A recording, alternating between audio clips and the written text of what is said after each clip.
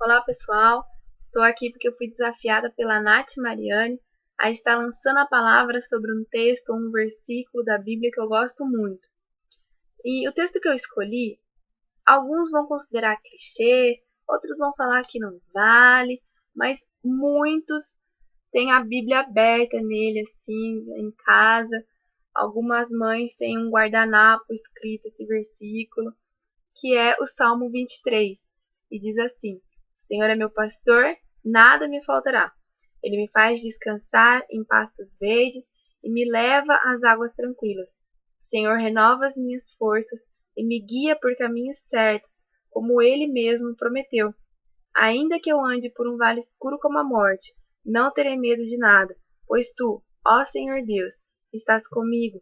Tu me proteges e me diriges. Preparas um banquete para mim, onde os meus inimigos me podem ver. Tu me recebes como convidado de honra e enches o meu copo até derramar. Certamente a tua bondade e o teu amor ficarão comigo enquanto eu viver, e na tua casa, ó Senhor, morarei todos os dias da minha vida. Amém?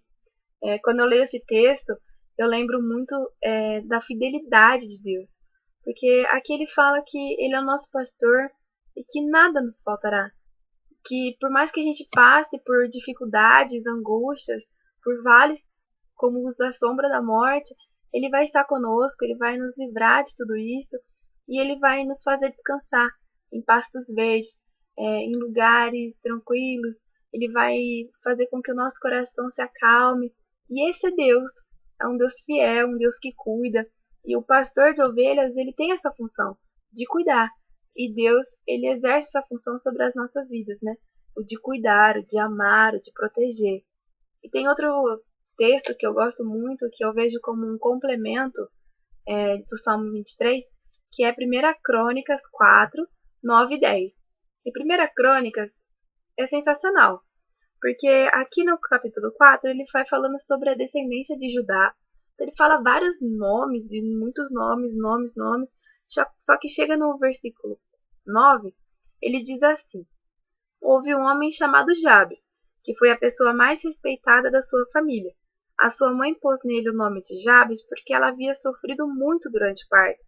Mas Jabes orou assim ao Senhor de Israel: Ó Deus, que o Senhor me abençoe, alargue as minhas fronteiras, que esteja comigo a tua mão, e me preserves do mal de modo que não me sobrevenha a aflição. E Deus atendeu a sua oração.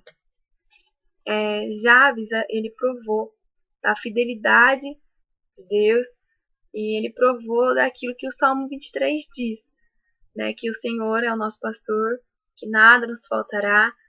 E Jabes, ele fez uma oração muito simples. Ele pediu que Deus o protegesse, que Deus o abençoasse e que Deus nunca, nunca, nunca se afastasse dele. E no finalzinho do versículo 10, a gente sabe que tudo isso se cumpriu, porque está escrito assim: e Deus ouviu a sua oração. Deus atendeu a sua oração. Então, esses dois versículos que eu quero compartilhar com vocês é sobre a fidelidade de Deus, desse Deus que é amor, desse Deus que é paz, que é graça, que é alegria infinita, que é o Deus que eu sirvo, que é o Deus que eu creio e que é o Deus que está aí querendo ter um relacionamento com a gente, um Deus que anseia pela nossa vida, um Deus que anseia ter um momento a sós conosco, que anseia saber das nossas dificuldades, também anseia saber sobre aquilo que a gente precisa.